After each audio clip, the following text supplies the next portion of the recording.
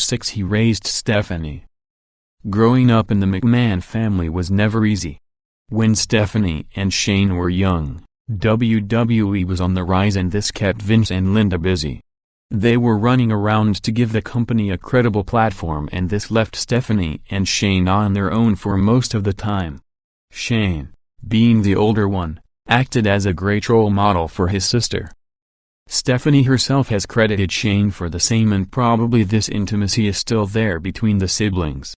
The irony is, Vince McMahon once wanted to angle involving Shane and Stephanie.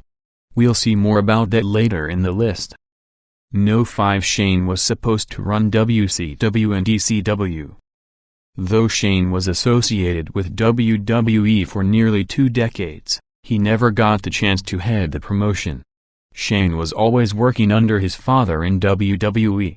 Shane apparently wanted to run a promotion on his own, and this is why he pounced on the opportunity to head WCW.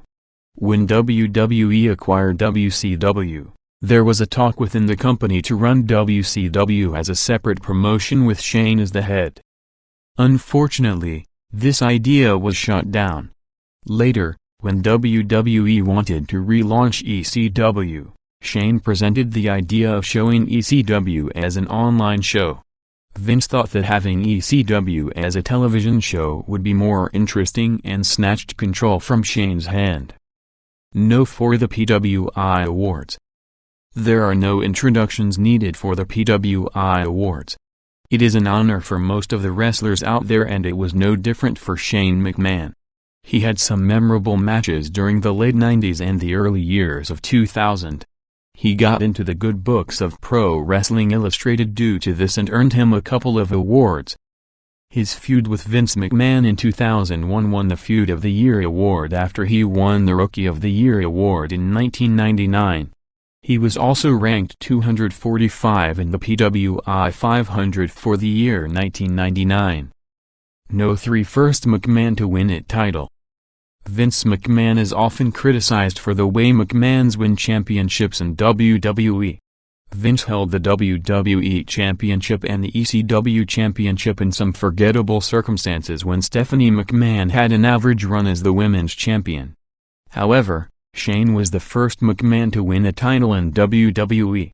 On the February 15, 1999 episode of Monday Night Raw, Shane McMahon and Kane defeated X-Pac and Triple H. Shane was the one that scored the pin and through the process, he won the WWE European Championship. Shane did not drop the title and instead, awarded it to Mideon. He also won the WWE Hardcore Championship a year later. No. 2 His wife was a backstage interviewer. The WWE Universe is more than familiar with the McMahon family. We know a lot about Triple H, Stephanie, Vince, Linda and Shane, but Shane's wife is a McMahon family member that barely comes into the limelight.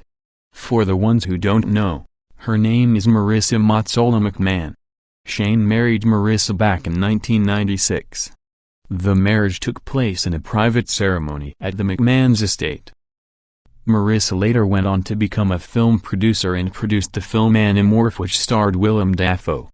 Before this, she had a brief stint as a backstage interviewer in Raw and SmackDown.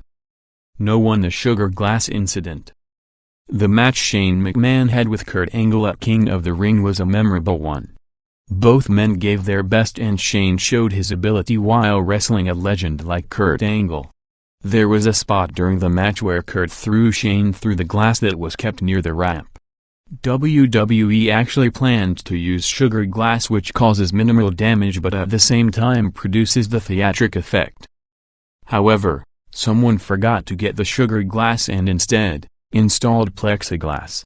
Kurt and Shane had to do multiple bumps to break the glass, and to make matters worse, both men were bleeding as the glass was not as safe as the sugar glass. Kurt recalls that Shane wanted to get bloodied so that he could get his moment.